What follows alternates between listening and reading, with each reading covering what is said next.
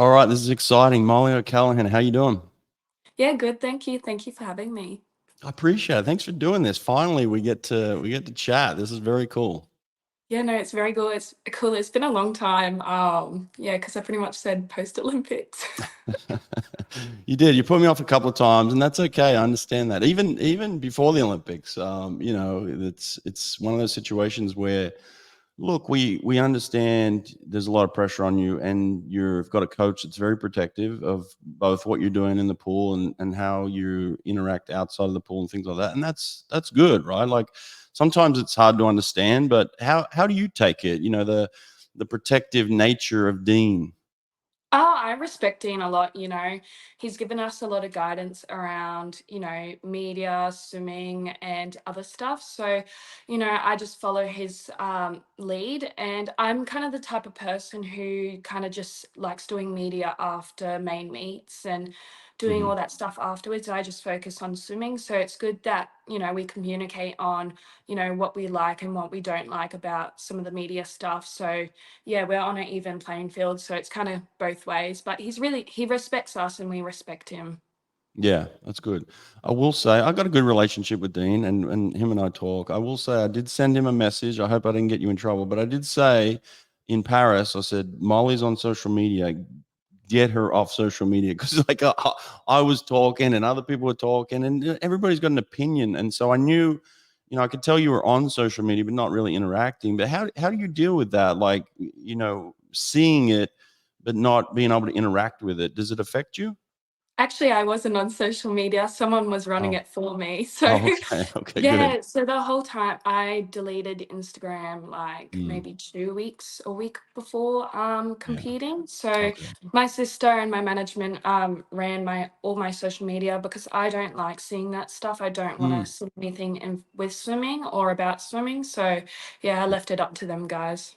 yeah, good stuff. Good for you. What's it like being a Australian swimmer? For those that don't know it, I've got a lot of people from America that listen to me and around the world, but they don't fully understand what it's like to be an Australian swimmer, and especially in the lead up to a massive Olympics like this. Just give us a kind of a glimpse before the Olympics, the lead up to kind of the media frenzy around the swim team. Yeah, look, it's really difficult to make the Australian team. A lot of us say it's like an Olympic final. Mm, Especially in the women's freestyle, like yeah. I'm in a tough event in the 100 and 200, and we kind of Mm, know like we've got to push each other to try and get onto that relay in that individual spot. And mm, over the years, like we've just got accustomed to it. Like I watched Emma, like at last Olympics doing amazing, and I was like, okay, I'm going to learn from her, and I'm going to try and step up. And that's what the other girls did, and I think it's really great to see like we could just continue this legacy of freestyle. I'm not too sure about the other strokes. I don't really want to talk like about them because I don't really know what it's yeah. like in competing with them. Like I do a bit of backstroke, and that's always fun. But like, just there's just really high standards in the Australian swim team, and it's like, when every 4 years it comes around, the Australian public gets involved in it, and you get a lot of people who put their opinions on all of us and their Mm, expectations on us because we've just been so successful over the years, and we've got a smaller population, and to mm. just produce this many great swimmers is just remarkable. Like, you know, and I understand the pressure. It's a privilege to have it. But yeah, like we've just gotten used to it over the years, and we keep evolving as swimmers. Yeah, and you have kept evolving. You kept getting faster and faster. I want to talk about kind of your history a little bit and your growth and where you are now, but for sure. I do want to just touch on one thing. Ariana Titmus said to me when I interviewed her after Paris. She said, like, look, being in Dean's group is tough, but it's high performance. Like we know what we sign up for. We know what we get. In terms of how Dean coaches you and enables you to grow and get faster. How do you like to be coached? How does Dean get the best out of you? Dean has, really individually tailored the sessions to all of us. It's really crazy to think like, that many people in the squad, he can have a little Mm, piece for everyone. yeah. And as Arnie said, we've all signed up to this, we've got competitors in the squad, and I think that's what makes us great. And yeah, that's the reason why I love training there, because I know I can turn to, you know, someone else in sprint and there's Shayna, or I can go to distance and there's Arnie, and there's always people diverse. Mm. And Dean's just an amazing coach. You know, he's really intelligent. You know, he's wild, he's crazy, he has them aspects, and he keeps such a positive environment. And he just keeps coming up with great ideas and new ways to evolve as swimmers. And you know, that's why all of us have moved to that squad, just because of Dean and the support network around it. You know, there's Dean, but Mm. there's others around there supporting us and helping us to get to, you know, them little 1%ers. So yeah, like it's just amazing to be a part of. And like, you know, I look around and I just see everyone has achieved such great things, and that makes me want to, you know, do that as well. Yeah. You know, 3 years ago when I talked to Dean publicly here on this podcast, he described you, and he actually described your family, your mom and dad, as dogged. He said he used this word dogged, and it's kind of stuck. You know, people have really latched onto that one. What does that mean to you? Yeah, it's quite crazy at first. I didn't really know what it meant. Mm. Like I was a bit Yeah. like dogged. But it's kind of just stuck with me. Like in training, my name's Mole Doggy. So Mm. that's I hear it all the time. It's like mole dog, mole. Yeah, it's just variations of that. But you know, it just really, you know, gives me a little bit confidence. You know, I try my best in training. I really want to get Mm. there, and I want to make the most of my time. And you know, to be surrounded by family members who are quite similar, you know, I can relate to them. And like just growing up, like I've watched my parents succeed and fail, and I think, Mm. you know, that kind of watching that built resilience in myself to be Mm. like, okay, like I can pick myself back up. So I think it's just kind of that aspect of just watching my family members, like what they've been through, and going, okay, I'm learning from that. And like, I want to be like that, and I want to build resilience. Who do you think you take over after the most, mom or dad, in terms of that Oh, dogged kind of like resilience? probably my mum. Mm. Yeah, like she's a lot more fiery. She's lot more out there, and you know, like dad's a little bit more softer and nicer, and mum's more like. So I would say, yeah, I take after a lot more of my mum. We're quite similar in characteristics. Yeah. Mm. What type of parents were they you know, in terms of your career? You know, are they the type that would sit at practice, or would they just drop you off and let you go? Are they the type that come to every meet and take splits, or they sit back and just let you do your thing? How did they interact with you as parents growing up in swimming? Both parents were completely different. I would say dad, you know, he worked a lot. Mum was also Hmm. working. So it was pretty much, we lived out in Greenbank, Logan, and like we would drive 30 plus minutes to get to training, Wow. just for my first squad. Hmm. So mum would wake up at, you know, like 4 o'clock in the morning and drive my sister and I to training. And she would sit there and Wow. watch, and then would drive us to school, and then she would go to work and then repeat that in the afternoon sessions. And I was doing Jeez. about 10 sessions back then. Wow. And then we kind of made the choice to move to Dean. She was like, okay, you need to take that next step. Mm. And then the drive kind of took an hour. So it went like, you know, Wow. 30 minutes to an hour in the morning and afternoon. And, you know, mum really dedicated a lot of her time to, you know, like cooking and doing the stuff around Mm. that. So like when I won that Olympic gold, I kind of felt like my mum and dad like won it too, Mm. because, you know, they dedicated such a like big amount of time just to get us to that point. And like Mm. swimming is really expensive too. So like they put a lot of money into it. And Mm. you know, I'm very thankful to like have them along my journey. And like, you know, they weren't too pushy with the swimming. Mm. They're like, if you want to do this, and make sure you put your all into it. But if you don't want to do it, like we're happy. So that it was very like easy breezy, you know, like they were quite happy with whatever we decided. My sister ended up stopping swimming, and she's successful now in another career. Mm. But yeah, like they were really supportive either way. And you know, at a meet, it was just pretty much go swim, go enjoy it, go have fun. You're only young. Like I Mm. think that's the mentality you have to have when you're younger, and especially a parent, is just to let your swim, like let your child just enjoy it while they're young, and then it becomes a job later on. Right. I could tell you kind of getting emotional there about your mom and dad, because especially mom, like getting up at that hour and driving an hour and then coming back and cooking and then Yeah. going to work and doing the same thing like that. That's tough on them. That's almost like they're the athlete as well. You know, they're just as dedicated as you are. You know, and that Yeah. takes a huge commitment. Yeah, exactly. Like, obviously it puts a strain on them, like Mm, financially, like mentally. yeah. I'm very like, yeah, I do get emotional about it because there's like a lot of moments where it was Mm, just like, I probably would have stopped swimming because we weren't able to afford it and like stuff like that. So I'm mm. very thankful that, they stuck with it and they believed in me. So, yeah, and mum still comes to, she still, looks after me at meets and, she she still stays with me. She does my stuff and I'm like, you can have a break now, like, you're able to do this. And they're like, mum's like, no, no, no, I want to come do it. So it's really nice to still That's have her cool. there with me. So, Yeah. after that 2 free, like just seeing both of them was just really special because I felt like they were a Mm. part of the moment too. Yeah, absolutely. Most of the family came over to Paris to watch? Yeah, so my mum, dad, my auntie and cousin, Oh, it was cool. just too expensive for the rest of my family Right. and I would have liked my poppy to come and my nanny to come, but unfortunately, like Mm. he's had surgery and like he has cancer and it's Yeah. just Wow. it would not be safe. So I was really glad like he was just able to watch it at home Yeah. and the rest of the family had easy access to it. So it was nice. Yeah, that's cool. Now, listen, you talked about your mom kind of making the decision to move to Dean. How did you, or how did you guys as a family, and maybe her, make that decision in terms of knowing that that was the next step, and knowing at that time that Dean was the right person to kind of entrust in getting you to the next level?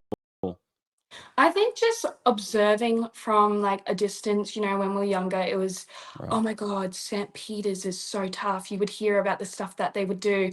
And a Mm, lot of people got scared from it. And I was scared of it. Like, I'm not going to lie, when I first moved, I didn't like it because I had to move schools, I had to mm-hmm, move pools. And I was like, I don't like this. And it was mm, just a squad full of older people.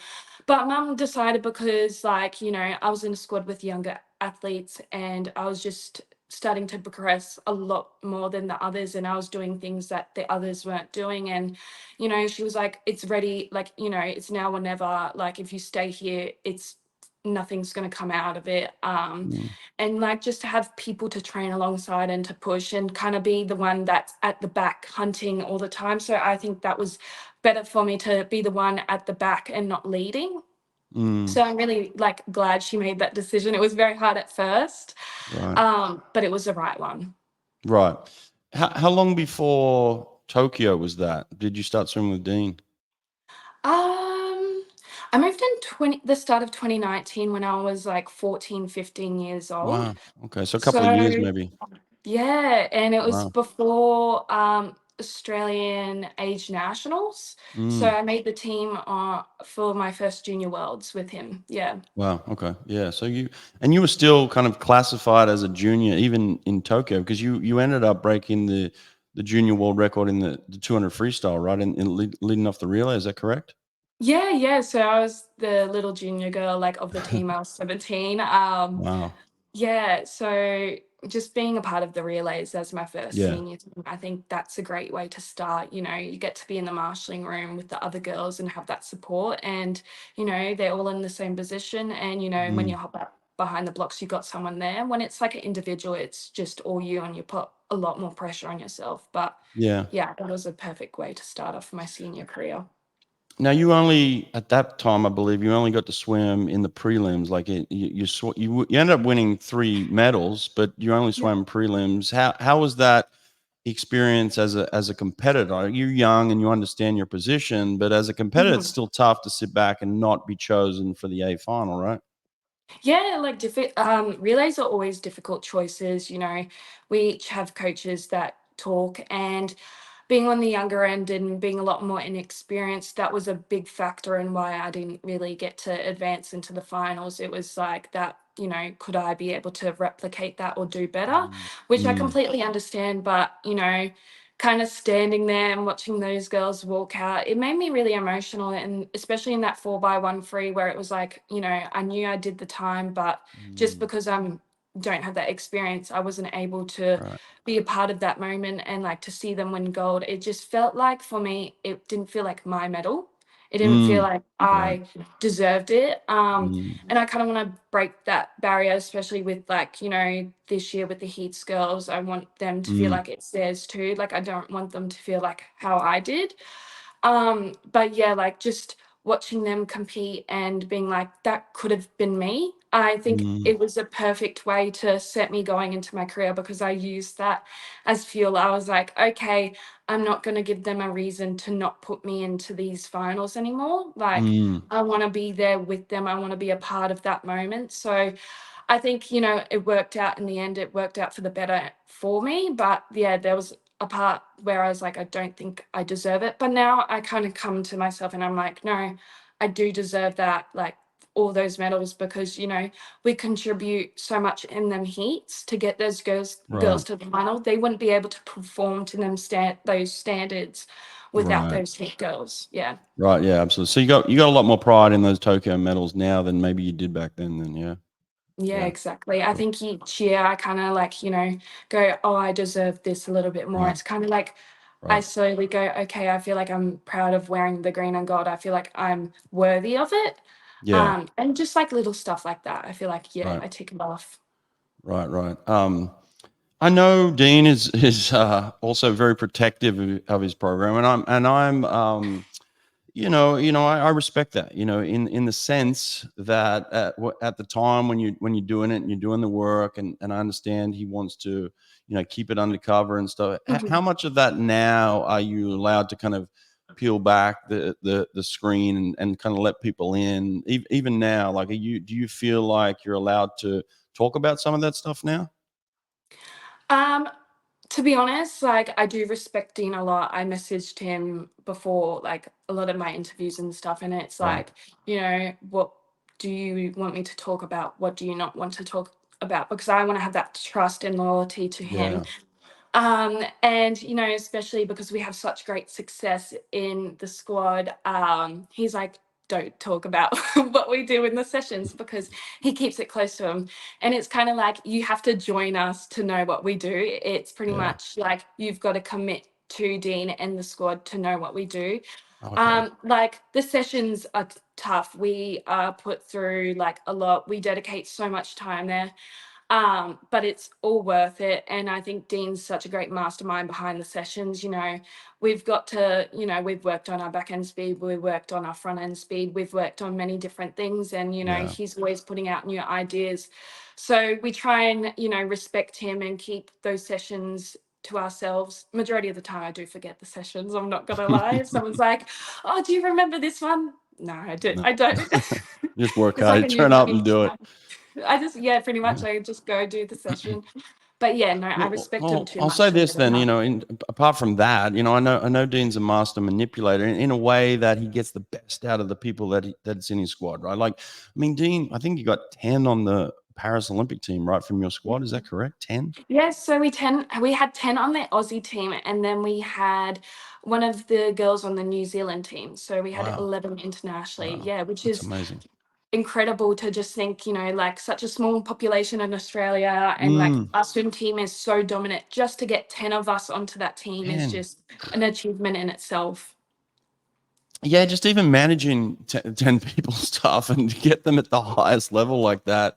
So just in terms of you, and the manipulation, and I say that in a positive way. So like, how does Dean get the best out of you each day? And I'm not talking about specific sets that you do, but like, how does Dean pull the best out of you and your personality, you think?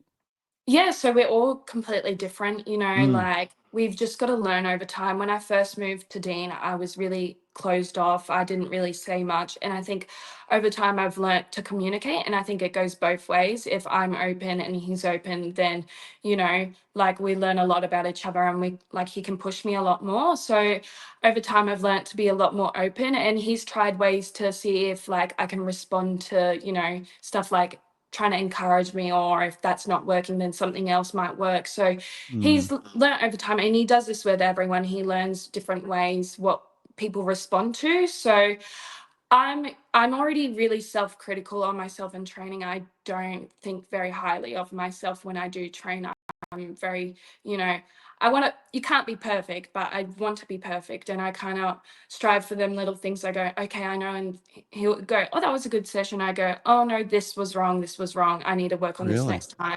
Wow. But we both are like, I want a lot of guidance in the session. And he tells me, okay, these are the times and this is what you should be doing, work on this spot. And it goes both ways. You have to go up to him and be like, I want to do this. And then he goes, okay, if you show that you want this a lot, he'll respond to you a lot more. So yeah, Mm. it's very both ways.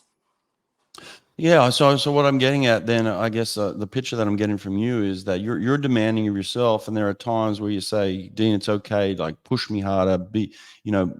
I have high standards, so I want more out of this. I want more." And then Dean kind of accepts that challenge and then pushes you. Yeah. So but there's also a fine line. It might be a situation where sometimes you might push too hard, and you're like, "Oh, it was the wrong day to push," or something like that. Has there ever been moments where either you or him had to apologize or anything like that? To be like, today wasn't the day or anything? Oh, you're gonna have so many sessions that aren't gonna go your way at the end of the day. Like Mm, that's just a part of swimming. But there's been a lot of times, it's probably more on my end. I've pushed too hard on the sessions, especially like I would say this season, there's been a lot of blocks that I've gotten sick. mm, And I've like just, want to be back and I don't want to be behind and I don't want to fall behind. And he's going, okay, like just calm down. Cause I'm very like overthink. I'm like, no, I've got to get back into it. And it's like, no, you've got to calm down. So right. he calms me down a lot of the time. Mm, He goes, okay, this is, take your time. And sometimes there's sessions where I'm like, upset because I'm like, that was just complete, like not worth it. Like, or he'll go, okay, like you need to pick up a little bit more. So yeah, there's a lot of times that it hasn't really gone the greatest, and that's with every athlete, I think, at the end of the day. But you just kind of, as I said before, just got to communicate. Now, you obviously have some incredible training partners, but training partners that you're also competing against. And I don't want to go into the rivalries too much. I'm not concerned about that. Like with everybody's competitive. Everyone wants to be the best. I get that aspect of it. But how do you get the best out of each other when you're training with people that you're competing against? Like Arnie in the 200, and then you've got a range of people in different events that are in your squad that they're all kind of competing. So how do you personally take it of like putting yourself in position to compete in practice, let's say? So yeah, like it's a bit different. Dean does have us in all different squads. We're in the same squad but different little sections. Like Arnie's in Mm. distance, Shayna's in sprint, and I'm in middle distance. Oh, okay. So he's kind of worked it out. Like, okay, these are the times to be racing each other. He asks, "Oh, do you want to go against Shayna in this session? What's Right. your thoughts? Do you want to be with the boys? Do you want to be here?" And he kind of gets a grasp on that. And I think, like I mentally prepare myself to go versus girls, even if it's an on day or off day. Sometimes it's really hard on an off day to be just absolutely beaten and like just Mm. not feel like yourself in the water. But it's just being like, okay, I accept that, next time I'm going to rise to the challenge and hopefully it's going to be better than that. But yeah, like Dean and I have, communicated, okay, when's the time to be versing the girls and when's the time not to be Right. versing the girls. And it's just having that Mm. healthy balance Right. of, yeah, we need to work together to try and push each other to, for the 4x2 to the 4x1, we need to push each other.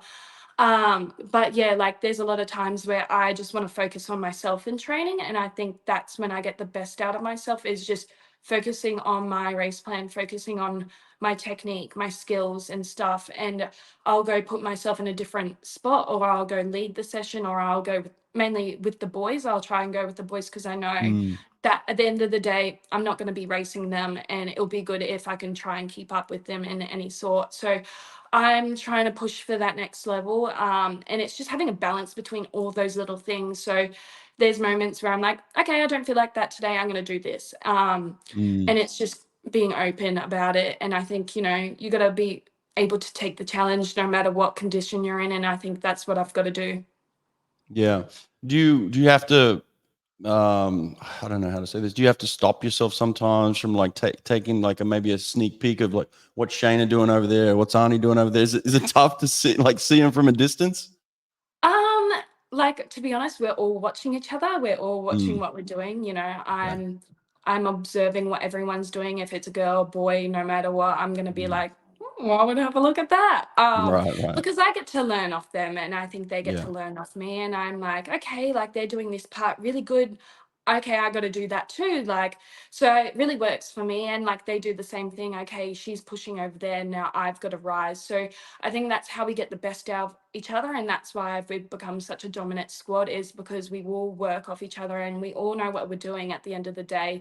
And we go, okay, there, you get really fiery and you're like, oh, I'm gonna try and do that. I want to try and beat them. So that's right. part of the sport. Mm. But yeah.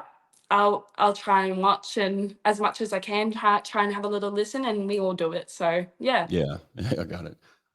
You had a massive breakout, kind of 23, where you win, 5 gold, break world record and 200,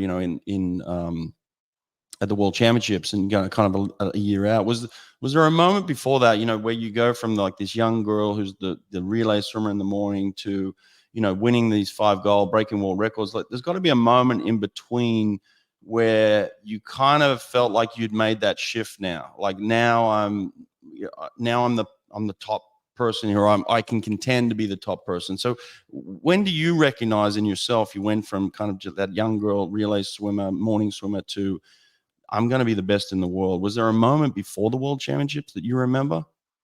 Um, not really. Like, there's been moments where I've been like, oh, like I'm progressing really well. Like, Mm, from 21 to 22, becoming world champion in the yeah, 100 freestyle, that was a right. big progression. But my time, like, I was like, okay, there's still more room to improve. And I still felt like I'm not the top dog yet. Like, Mm, there's no way that I'm top dog in 2022 or. And I just felt like, okay, like this is a good starter. This is a good way to learn. And each competition, I've tried my best to learn as much as I can in such a short period of time to prepare myself to the Olympics. And that was a part of Dean and I's plan. It was just, the main meets, just try your best to get an individual, just try your best to try, like, get a relay spot, and just use as much as I can and try and take every spot that I can, just to learn. And I think, yeah, like I think it was 2022 when I had Worlds and then Commonwealth mm, Games and then World yeah, Short Course. And I learned a lot throughout the year. That was a big year of racing for me. It was, mm, we had nationals, we had trials, and like I learned a lot about myself, but I still felt like, there's still a lot more to go. And I don't think I'm, on par with any of those girls. So it was really until like 23, like I was like, okay, like after such an amazing meet and, first time winning an international gold in the 200 freestyle and then breaking world record, it felt like yeah. everything just kind of happened so fast because like I was still learning how to do the two free and I was still learning about myself and my race plan and everything. And like each year, the pressure and everything changes, and I've just had to try and adapt to it and learn. But yeah, I don't like a part of me still feels like, I'm not that, like, compared to like Kaylee and all that. I really look up to Kaylee and I think, I want to be like her one day. So I don't think I'm on the same level as them still. Like I'm still hunting to get to that level. And Mm. like each time I've watched those girls, like I'm still wanting more and I think I learn a lot from them and I strive to be like them. Well, I'm glad you're there mentally, but you're from the outside looking in. Everybody else knows you're there, and everybody wants to be like you right now. You're a killer yourself, and you've definitely gone to that next level where you're the top girl, and I think it's going to be maybe difficult for you now to kind of make that shift of like from going from the hunter to the Yeah. hunt, that sort of thing. So like that mental shift of like I'm number one now and everyone's coming for me, and I think that's kind of the way it's going to go, especially maybe in the next few years in the lead up to LA. Like you're an Olympic champion now. Like, there's going to be a target on you. Have you started to maybe come to terms with that aspect of it yet? Yeah, I think after the two free last year, I knew that Mm, like Arnie's gonna be hunting me and I right. knew like that the world record was not safe. I was like, no, that's not going to be safe. Like, Right. you know, I was still striving to improve myself. And I knew like I'm the one getting hunted now, like, especially after the two world champions, well, winning the world championships twice in the 100 and then the Mm. 200. I knew like there was a target on my back, and I knew like there's like I'm still going to be in that position of hunting and hunted in that Yeah. weird, awkward spot. Right. But yeah, coming off this, I knew like the whole year, I knew that like everyone's coming for me and there's no safe spot. And you know, I've just had to work like I usually work, just work like I'm hunting, and you just got to continue like that. You got to be like, there's no one like, you know, there's other people in front of me. You just got to continue having that mindset of being like, you know, I'm not safe. You're not safe. Right. Never, you know, never going to be safe. And it's not going to be a guaranteed gold. It's never going to be like that. Yeah. So just having the mindset of, yeah, I'm the one hunting still. Like I'm still hunting for improvement. I'm still hunting because I don't want those girls catching up to me. So it's just Yeah. having that mindset. Yeah. Well, you said you had to learn how to swim the 200 and become more comfortable in that. Obviously, now you've broken world records, won Olympic golds. Are you more comfortable now in the 200 as opposed to the 100? Like, is that where you put a lot of emphasis there, and you're starting to have more success there too? So, is like, are you feeling more comfortable as a 200 swimmer as opposed to the 100, or where are you at with that? Yeah, I've been reflecting a lot post Olympics here and there where when I can. Mm. And like the lead up, I would say, to this Olympics, I've put a lot of, you know, like I put a lot of pressure on myself for the 200. I think like after that world record, it was like, okay, maybe the 200's more my spot. Like I'm still in the spot. There's moments where I'm like, oh, my 100 is really good. Maybe I'm a 100 Mm. swimmer. And Right. it's, yeah, I'm both, but like it's Mm. kind of like maybe my 200's more my favorite. Like I knew at like, you know, it was really the 2021 Olympics. I didn't really like the 200. I'm not going to lie. I didn't really like it because I didn't know how to race it. Mm. And I think over the years, learning how to race it, I've become more comfortable with it, and I've loved it and appreciated it a lot more. Like it was really Dean being like, you know, you could be a really good 200 swimmer. And he really got me to that point. So I think I do really love the 200 at the moment. Like, you Mm. know, the race is just exciting. It's such like it's a difficult race, and it's like you got to Mm. figure out what's best for you, and you got to race other girls, but you can't really yeah, it's a really difficult Mm. race, and I think I've appreciated it a lot more and I loved it a lot more. And I think, you know, I still really love the 100, but maybe I might be a 200 swimmer. I don't really know. Maybe I'm a 100 swimmer. I'll figure that out soon. But you know, I'm still quite young and I'm Mm. still learning, and yeah, like I'll figure it out. What was that? Because there's people that are just intrigued by this, right? Like you say the learning how to swim at 200, you weren't really good at it. You probably didn't even like it. You didn't know how to do it properly. What is that? What is that transition from learning how to do it properly and appreciating and understanding it? Like, how do you swim the 200 now so that you get the best out of yourself?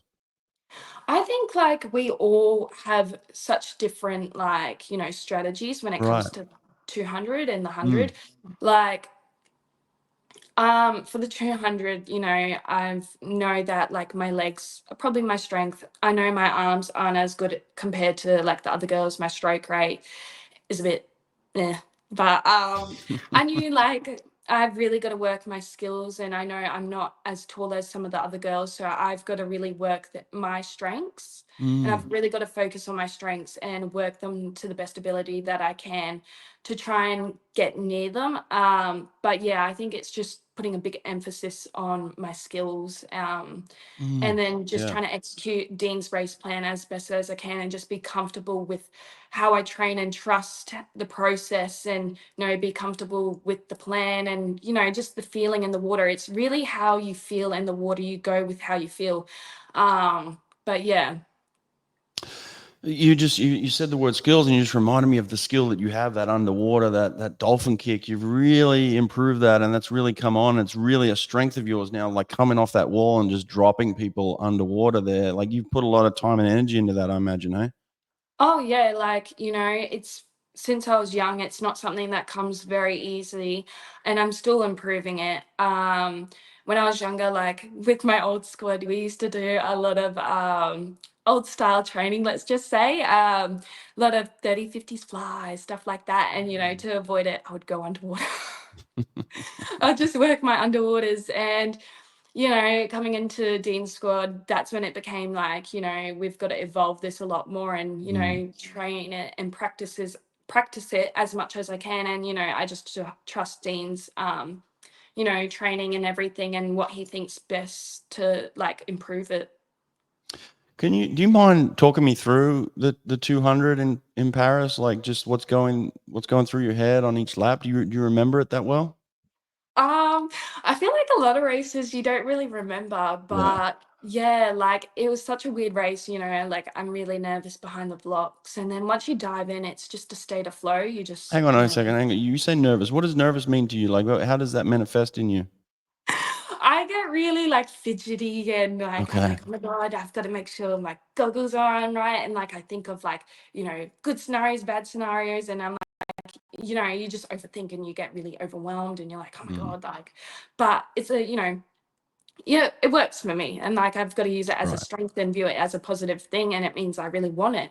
Okay. So yeah, like hopping onto the blocks, I'm a bit like, oh, a bit fidgety, but yeah, I gotta make sure I like strap my goggles in right. Mm. And especially like off trials when my cap kind of Oh yeah, it came off. kind of Yeah. came back. I think that was another thing. I was like, gotta make sure that's Mm, stuck. But yeah, just stuff like that. I get really overwhelmed. But then I hop on the blocks and I dive in and it's just natural. Like I just work my underwaters. Obviously we're all watching each other in the pool and we know where people are. And it's a bit hard when you're like, oh, kind of only see like Siobhan and Arnie. But yeah, I just trusted my process and I was just watching like, where they were in the water and just feeling myself and being like, okay, like I feel pretty good. And at the 150, I was like, I feel amazing. Like, I, really? At 150, you felt really good.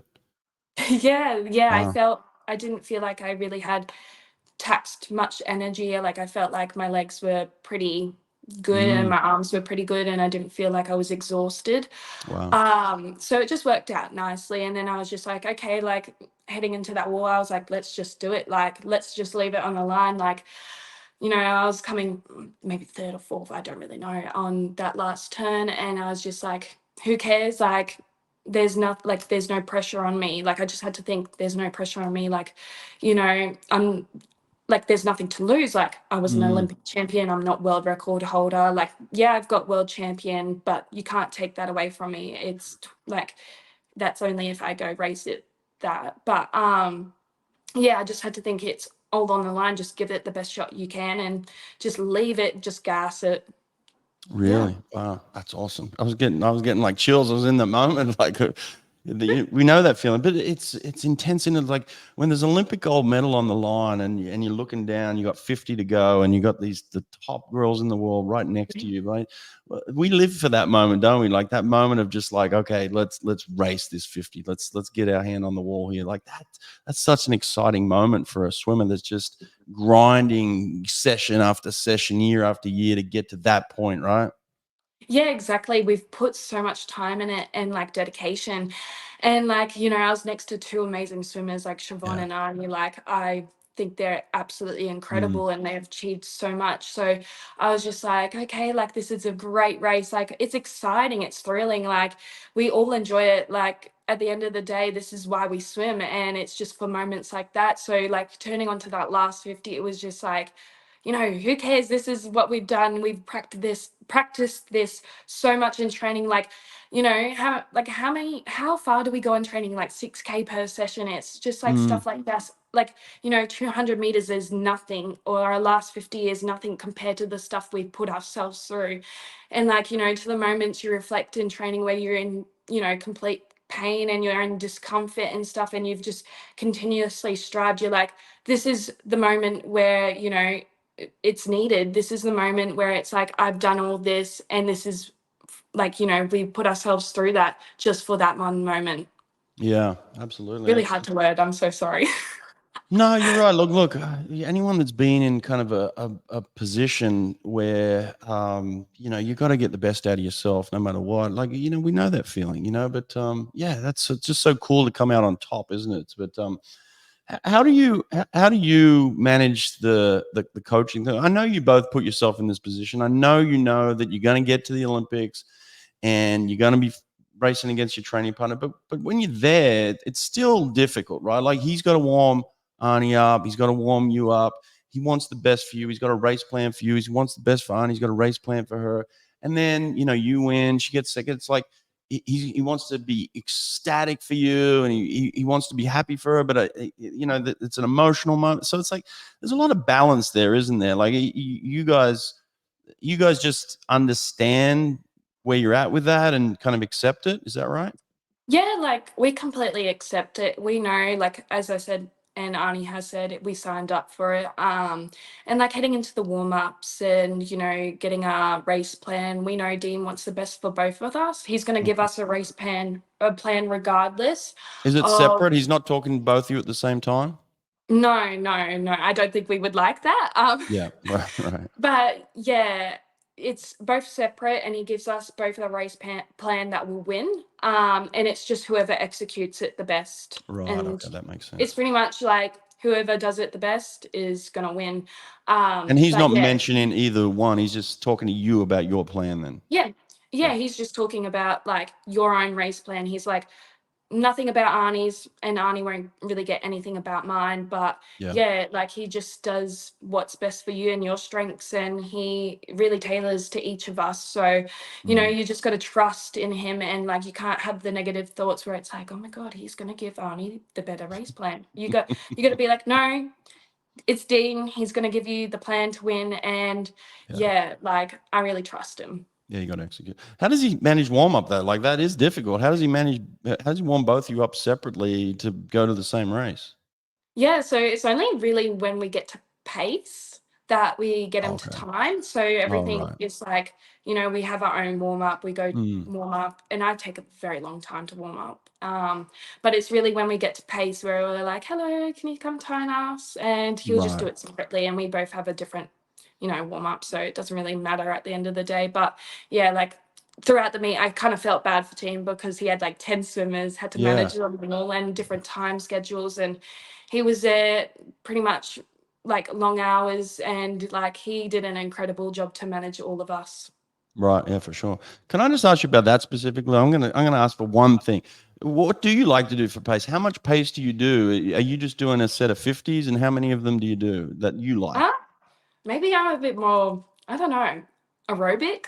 I just like plop along at the start and then Okay. Yeah. slowly warm up, Hmm. and then get probably more into the speed stuff. But yeah, I take a very long time. So maybe my warm up's like 1.5 to 2K. Hmm. Yeah. And I just prefer that because I feel like it gets me moving the best and the most. Like, everyone's a little bit different. Some people like shorter ones, but Right. I just have a balance between, speed and a bit more slower stuff. So, And then and you do just drills. do a couple of 50s pace on a watch or something? Yeah, so I'd do maybe some 35s, 50s, Okay. just whatever Dean recommends. Like, I know sometimes for heats and semis, I'll do something a little bit different because I have such a big program that it does get very Mm, boring warming up. right. So we try and change warm up here and there throughout the meet, just so it keeps me a little bit Right. like sane. Yeah, I understand that. Yeah, especially as you're going through races, you don't need to warm up as much. Your body's already adapted. It's set in. So there's probably, either it's sore, so you might need to warm up some more, or you're just like, I'm good. I'm ready to go. But do you like to get time in a warm up like that at a big meet, right before the Olympic final? Do you need time, or do you prefer no time? Okay, so Dean and I have been debating about this over the years. So I get really angsty and like I go, that's shit. That time's not good enough in the warm up. And he's like, you don't really need to be doing great times to perform well before racing. It's really when you hop up on the block. Sometimes you can be doing atrocious times and like end up Mm, racing really well. And I, that kind of feeds into my nerves and stuff. And I go, oh my God, like I should be hitting this time. But sometimes I'm a bit exaggerated, like I'm just over the top. Right. So Dean sometimes just doesn't give me any times, but he knows, and like he does the stroke rates and stuff, and he goes, okay, like you need to do this better. But sometimes I'm like, can you give me the time? And then he will. So it's a bit of both. Okay. And you know if he's being honest, or if he's making up a time. I hope he's being honest. Maybe I'm a little bit gullible. Like Sometimes the coaches tell you what you need to hear, So, I but think he it's. does that, yeah. But it sounds like he's earned his break too. It sounds like you put a lot of you put a lot of pressure on him. Oh, that's good. Yeah, I no, he like it. definitely I needs like his it. break. So you have the success in the two, and I guess you're feeling good about the 100. Are you now reflecting back on the 100 and feel like you did your best there? Or are you feeling disappointed in that result? How do you feel about the 100 in Paris? It's a bit mixed, I would say. I think anyone in my position or any position would be a little bit disappointed because I've worked so hard to get to this point. But, at the end of the day, it's about performing on the day. And I think, I did the best that I could, but I didn't perform to the standards that I wanted to. But I've watched the other girls and they're absolutely outstanding. Like Sarah, absolute, like, god in swimming, I would say. Right. Yeah. And yeah, like Tori and Siobhan, like they're just absolutely amazing swimmers. And like it's at the end of the day, it's about like who can survive the conditions the best, who can because Olympics, like I'm not gonna lie, but the conditions are quite tough, and just from like food to sleep, and especially after the Travel back 200 and free. forward. Yeah.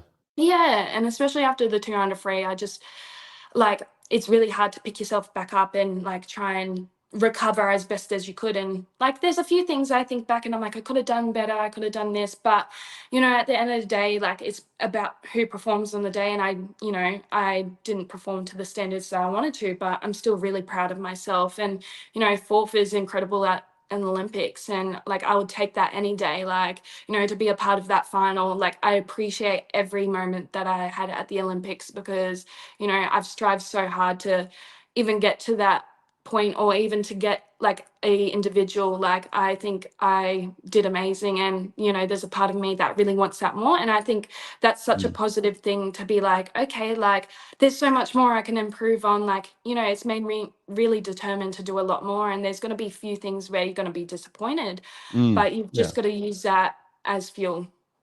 Yeah, you're not going to win every race. Sometimes someone's just going to outrace you, and that seemed to be what Sarah did. Sarah just put it out there and just seemed to outrace everybody, which was not only surprising to her, but it was slightly surprising to us, because it was like, wow, Sarah just wins the 100 free after her fifth Olympics, I believe. Like that was outstanding. But she seemed to execute the race really well. Yeah, and so like in terms of just the execution of the race, like do you look at that and say, I wish I could have gone out a little harder, or I wish I had have been able to come home a little stronger? Is there any part of the race where you look at it and say, I could have done better there if I had have changed I would something? I would say maybe everything.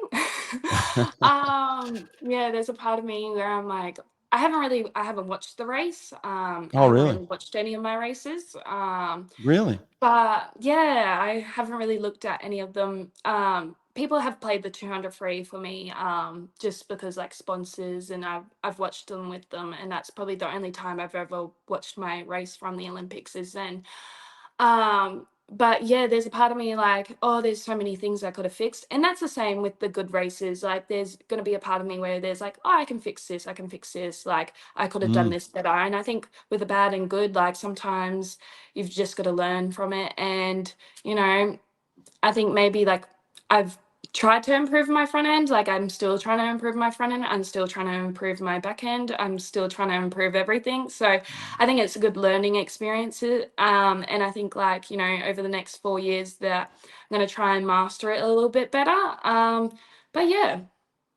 where can you make improvements? I mean, you said you got a thunderous kick. I mean, it sounds like maybe you can get stronger. Maybe you can get a little bit more tempo or something. Is that kind of the areas that you're looking at?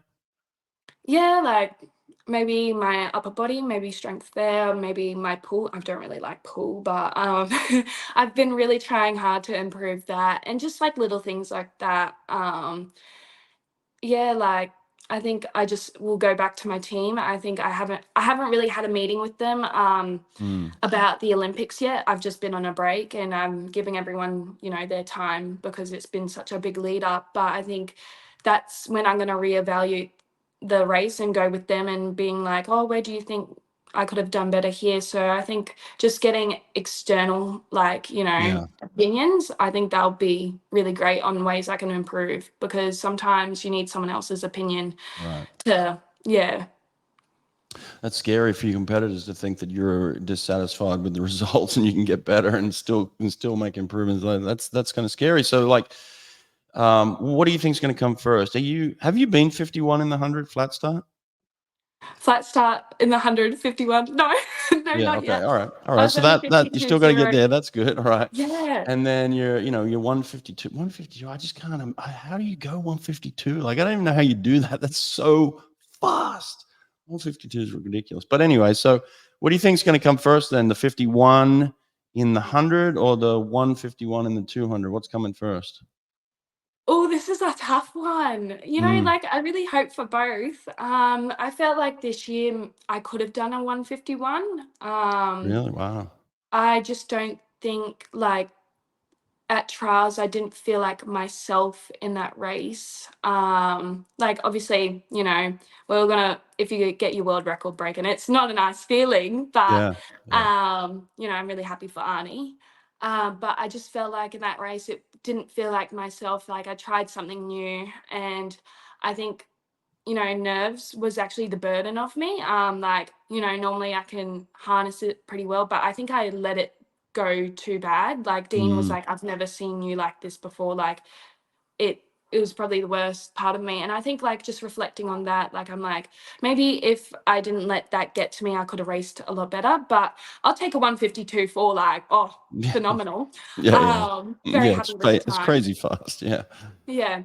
But I think, yeah, like reflecting on moments like that, I'm like, yeah, like I think I'm a lot more capable. And I think like to be put in those positions and to learn about myself and to be like, okay, like I'm still able to perform really well considering like stuff. And I wouldn't want to use it as an excuse or anything, but like reflecting and being like, okay, like able to perform in any condition, like, that gives me a lot of confidence. And I'm like, maybe there's potential to do that 151. I would have liked to do it this year, and I thought that I could have done it this year. Um, Are you but looking at that 151? I know you're probably going to say everywhere, but like, do you feel like you need to get out faster, or are you looking to come home stronger, like first 100 or second 100 for that maybe 151? the middle 100. Middle 100. Okay. So like you'd probably take the first 50 out the same way and then start to work that middle 100 even faster than what you've done in the past. Yeah, maybe. I'll have to talk to Dean about that actually. But Yeah. maybe the middle 100. I feel like, Mm. everyone kind of forgets about that middle 100. Mm. And I Especially if think, you got to the 150 in Paris and you felt that good, you probably left a little in the tank there. yeah, I probably left a little bit too much, but it worked out for the Yeah. best. Yeah. It worked out great. Yeah. Olympic gold is Olympic gold for me. You want to get to the 150 and feel pretty good. That's what you don't want to get to the 150 and think my legs are burning. I'm in Yeah, trouble. you're like gasping for air. Yeah, not the Yeah. greatest feeling. But yeah, I think it's Yeah. just training that and getting used to that. So it's a good indicator, like, Yeah. I'm on the right path. And I think with all the stuff, considering everything, I think I'm on a great path. And I'm, Yeah. really excited to see what happens next. I always like to ask Olympians this. What was your first Olympic memory of not being at the Olympics, but being at home, watching the Olympics? And what's your first memory of watching someone on TV at the Olympics? Can you share that one? Okay, you're gonna hate me, but I never really watched the Olympics as a kid. I'm not Really? gonna lie. Yeah. So Wow. I think like, I kind of watched swimmers here and there throughout the years, but I never really paid attention to it. I kind of just did Did you play other my sports or something? no, I just did school, swimming, and then like I think, a lot of driving and swimming in school, I kind of was just like, How'd you avoid that in okay. Australia though? Swimming's massive in Australia. How'd you avoid not watching it? I don't either like I don't remember it or like yeah, I didn't really watch it, and I think it surprises a lot of people. Like I think my parents watched it, but yeah, I think I So you probably went to watched. Tokyo, but you didn't really watch Rio. No, I didn't really watch Really? Rio. Like I think I've just saw like a few snippets here and there of Mm, Mac winning gold and right. things like that, but I never really was like fully like into it. I think Mm, because I was just so consumed by swimming already that sometimes I don't like watching it because I'm just want to have that break from it. And I think that was something that I did from my young age was mm, like I just kind of want to do my swimming and that's it, and I don't want to have that external yeah. stuff, which is a bit odd. But I would say if I was in person from Tokyo, like my favorite moment watching was probably Kaylee winning gold in the 100 and 200 back. Mm, yeah. That's yeah, like I idolized Kaylee from a young age, and like to now be one of her best friends is a bit weird. Like, it's a Mm, bit crazy, pinch myself moment. But yeah. yeah, like I did when I would compete against her in meets, I would always watch her and like, she was achieving such great things at such a young age and was just taking the next step each time. So to watch her win that gold, I was like, wow, this is incredible. Like I've, raced her so much and because I was a backstroker too. So I raced her Mm. so much and to watch her from that moment to, win gold is absolutely incredible. Yeah, you're 57 in the 100 back. It's not like you're a slouch. You're one of the world's best in the 100 back. Is there thoughts of being more serious in that event? Oh, I think there's always thoughts that, I can progress and do a lot more in that event. Like, I would say, I kind of want to do it for the younger me, who was a Mm, backstroker. I'm like, maybe next year I'll give it a good crack in, worlds or world cups or whatever's happening next year. Maybe I'll do backstroke then. It's really hard because with the program and everything, I want to kind of like give an event 100% of my attention, and it kind of goes falls third behind freestyle individuals, then relays, and then backstrokes kind of third priority for me. So if it really tailors into my program, I'll be more than open to doing it because I think like it's a great fun event for me. Like I get to enjoy it. Like always love being in the marshalling with the girls. And like there's a part of me, who wants to continue trying to crack that 57 and trying to get that little bit more and a little bit faster. But also like mm. maybe the 50 backstroke. I do love a good 50 backstroke. Because LA, come on, LA. We need 50 backstroke. How do you feel yeah, about 50s at the Olympics? Do you want them in? I don't know. It's a bit hard because would it stretch like, the program out to even longer? Like, Yeah, yeah, it I would, but know. we'd have some 50s and it'd be good, wouldn't it? Yeah, like I would say it's a little bit unfair that there is a 50 free and no other Yeah. 50 strokes. Mm, I totally agree on that. Like, there should be like, kind of equal for all strokes because, freestyle, we get the advantage of having multiple relays. I mm, like the backstroke, the breast, the free, no, yeah, the fly, sorry. Only really get the medley relays, the mixed and the women's or men's. yeah, But to have that extra one where they can, get a potential like, third gold or whatever it mm. is, I think it's a great advantage for them.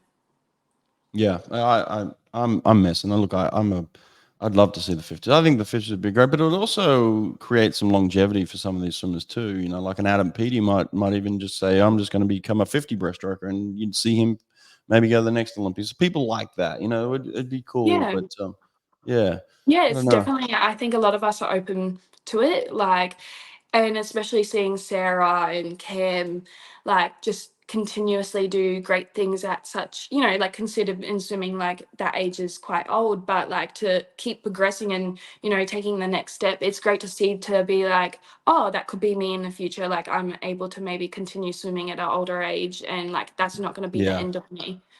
What about the 50 free for you? How do you feel about the 50? I mean, you're 24, kind of lowish now, but like to be super competitive, you got to get into those 23s. Is that something you aim for, or just kind of happy just doing it on the side? I just like it as a little side thing. Like, Yeah. I don't think my 50 is that great. I probably could, like, I could probably continuously hold a good time if like you just get me up going and going. Okay. But yeah, like I'm just the 50, I'm not great with speed. If you give me a little bit extra height, then maybe I'll go a little bit faster. Mm. Because those girls, I'm not gonna lie, they are giants. And I'm like, Yeah, Shayna's a oh, big girl, yeah.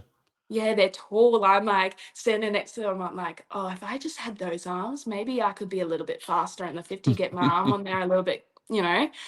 But yeah, Yeah. I think just keeping it as like a fun event for me because I have so much focus on the 100 and 200, and I think it helps with the 100 and 200, and I'll continuously do it because it helps with all different events. Like I'm open to doing like, you know, a 50 free to a 50 back to Mm.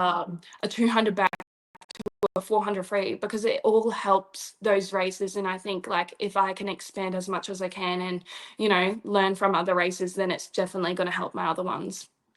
I think I asked Meg Harris this. I had Meg on a few weeks ago, and she was awesome too. But I asked her, like, watching Cam and where he's at and what he's doing. Do you think we'll ever get women to be at that type of training and level of where Cam is kind of really focused in on strength and power and just specifically training for the 50? Do you think we'll ever get women like that? Oh, I think there's always going to be a chance that that's going to happen. And it's great to see like, you know, our women like they're great in the 50 and the 100. Right. But I think a lot of girls do love competing in that 100 meters because of that relay opportunity. Relay, yeah. Mm, Yeah, that's so right. I think that's the main drive why we have so many women doing the 50 and 100 is because of that relay and they want to be a part of that relay. And I think Mm, that's deeply embedded, especially in the Australians, is having that opportunity. And if they're able to do a fast 50 and transfer that into 100, then I think they're going to try and give that a crack. But yeah, potentially like over the years, we'll probably see more women going just focusing on the 50, and especially if they're on the older side of swimming, like they'll probably want to continue the sport than just that might focus on the 50. But it's an unknown, like you never know until someone does it. yeah. Now, how much time do you need off Paris to kind of fully refresh and get the sponsor stuff done and do all that, and then kind of ease back into the pool? What's the time frame for you you're looking at? Oh, it's a bit of the unknown. Like, you know, I've kind of given myself maybe 2, 3 months. It depends.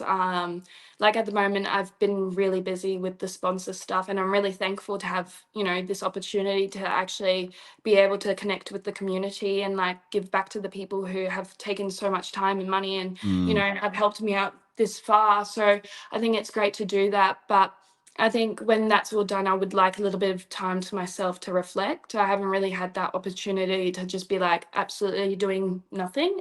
mm, Um, so it's really until I get that, you know, time and that hunger where I'm like, I want to go back. I want to, you know, have my full dedication, full time, fully back into it. Um, but yeah, I think it's, you know, important to have a big refresher. Like, you know, if we want to continue for the next 4 years, it's worth it. It's absolutely worth it right. having that big break because like Yeah. we don't get the opportunity in swimming to ever really have like a few months off. Like it's normally you get a 2 weeks or maybe a month if you're lucky. But you know, if I want to reset and re-go for the next Olympics, then I think I'm going to try and take as much time as I can. Yeah, for sure. I mean, and beyond, obviously, with the home Olympics looming kind of 8 years from now, that's even kind of enticing too. Like to be able to swim at a home Olympics. I've had the pleasure of being able to do that in Sydney in 2000, and I know, and I can give you this advice. It's if you can get there and your body's able and your mind's able, do it. It's an incredible experience to swim in a home Olympics, and so Brisbane would be your home Olympics in 8 years. It's kind of exciting, right? Yeah, absolutely. I hope, you know, it all goes well and you know, I know Yeah. Paris and Tokyo and LA have put such high standards and I hope Brisbane definitely does that. And I think to be able to swim amongst like, you know, like a home crowd and Yeah. like to have that support and to look around and be like Aussies everywhere, like I think that would be an incredible thing to be a part of and Yeah. you know, Huge. I want to be able to get to that point. I know it's 8 years away, and that's why I'm like, a break is definitely needed if Yeah. I want to get to that point. If I want to be like, you can physically do it, but like mentally, you got to be able to push. And I think having that mental reset and Mm. to refuel myself and get that hunger, I think I definitely need to do this. Yeah.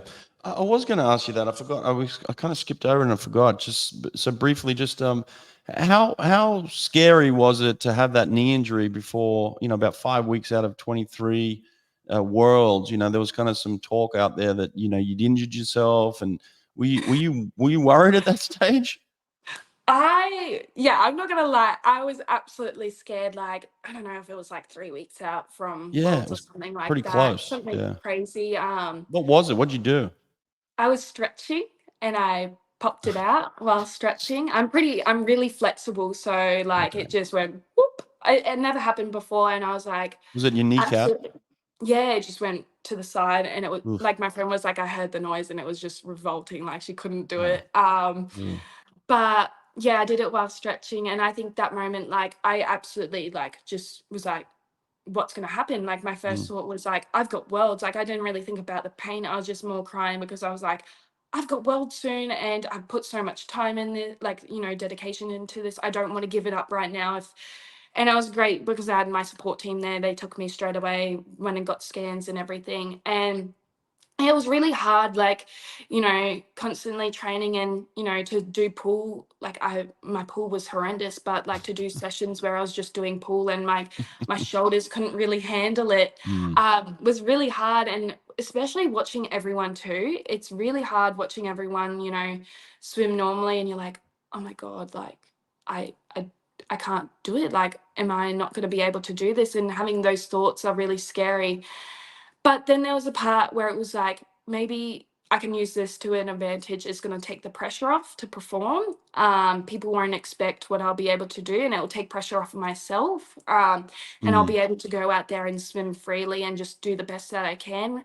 And like, I was just like, who cares? Just give it a crack. If Right. something happens, it happens. It's, just push through it. And not having that break in between, like, injuring myself and like getting straight and back into it. Like, I've had problems this whole lead up. Like, there's been a lot of moments where like I get really frustrated because my leg is just not working properly. It just, it's not performing to the standards that I want it to. And like, it Mm, gets really infuriating because I can deal with pain. I'm happy to deal with pain. Like, my favorite quote Dean has said to me is just get comfortable with being uncomfortable. mm. And that's something I constantly tell myself in training, and like I tried my best to strive. And then there's the moments where it's like it's physically stopping you, like, like I can continuously do it, but like it's just physically stopping me. And like leading into this Olympics, and I'm not gonna lie, the walking and like all that really fatigued it. And throughout the meet, I just had to think about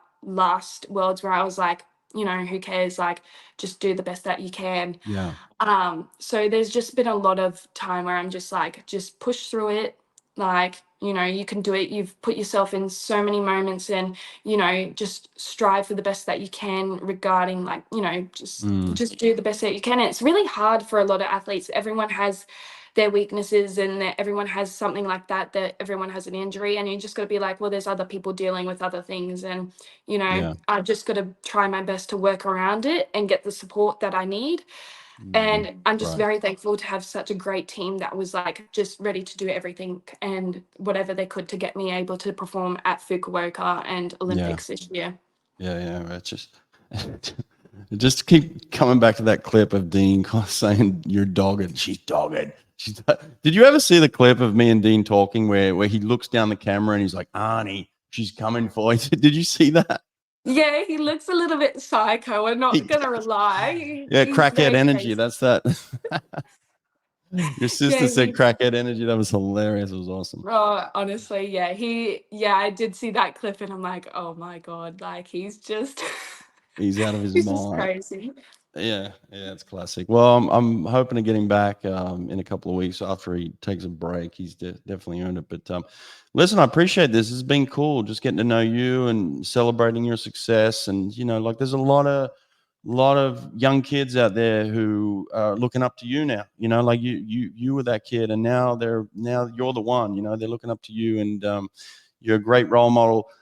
especially because of the way you work, your work ethic. Like you said, you put a lot of pressure on yourself and you demand a lot out of yourself, and then you end up getting a lot out of yourself, which is great. That's a great message for young kids. And I think too often a lot of people are looking for the comfort, looking for the easy way, making it simple, making it so there's no pain involved. And you're like, no, put me in a position where it hurts, put me in a position where I have to work. It's a Yeah. great message for people. Yeah, I think in those moments, like the toughest moments, you can get the best out of yourself. Mm, And like I meant, like, another quote that I really love is like, sometimes you got to lose to win. And then in those moments, you learn so much and you go, okay, like if I can do this better, then maybe I can improve. And just mm, reflecting on things and just learning and taking and grasping everything as best as you can. And the thing is, you've got to put yourself in those positions to really learn about yourself and to get the best out of yourself. And, that's something I have looked at other athletes doing. And I'm like, I want to be like that. I want to do that. And I want to be able to push mm. myself to the limits. And I don't want to leave any stone unturned. Like, I want to make sure I'm doing everything that I can to get to that point. And I think, that's why so many of our athletes have done incredible things, and Yeah. I'm so thankful to be able to like be an inspiration to young kids. And I hope like I can inspire them in any way, and hopefully see them on the Aussie team or any Mm, any team, or see them in the future. But yeah, I really want to be able an influence in their journey. yeah. Yeah. Well, we've also enjoyed beating the Americans. I know the Aussies have always enjoyed that. You guys are on a bit of a run now of like winning that 4x1. That it's definitely something that doesn't look like you're gonna relinquish anytime soon. With the girls that are coming through and the way that you're swimming and just the numbers, it's just it's pretty cool to see the Aussie 4x1 team just racking up win after win. You guys are just unbeatable right now.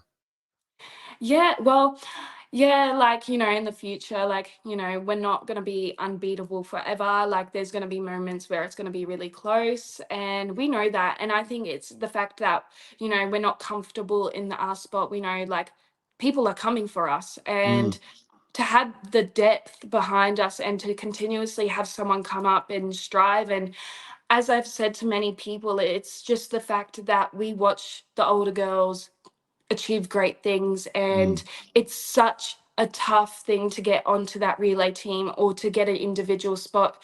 So to see, when Emma did a 51, everyone was like, okay, we have to try and match her, we have to try and mm, improve as much as we can if we want to get that individual spot. So to just continuously have that, not pressure, but like to just have that, it's really hard to explain, but mm, each of us understands that it's such a tough thing to be a part of a final. That, like, we have world class competitions at a Brisbane meet, we have world class, athletes at a Queensland meet. That 100 final at any yeah. meet has, like, incredible swimmers and people who have contributed to the Australian legacy in the, like, the Mm, 100 freestyle. So I'm really excited for the younger girls who are coming up, and I really hope, they are a part of that and, can yeah. continue that legacy in the 4x1.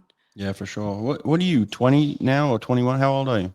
I'm 20. 20. Wow, that's amazing. Like I'm looking at your stats here, 8 world championship gold medals, 5 Olympic gold medals. To think you're 20 and I wouldn't even say halfway through your career, you're kind of just at the beginning of it. To think that you've won that much and the future that you can have and the legacy that you'll leave, it's going to be outstanding to watch your career continue from here. And you've just built up such a resume. And yeah, look, there's a lot of people that are super proud of. I'm sure your family just amazed of how far you've come with all this, and it's worth it. So, congrats on your success and future success, and enjoy this break, and then get back to work. No, thank you so much. Like, I hope I can continue in this sport. And yeah, it's just great to have moments like this. Yeah, Thank you well, so keep it up. much. Yeah, you're a great role model. Keep going. Okay, thanks, Molly. Thank you. Take care.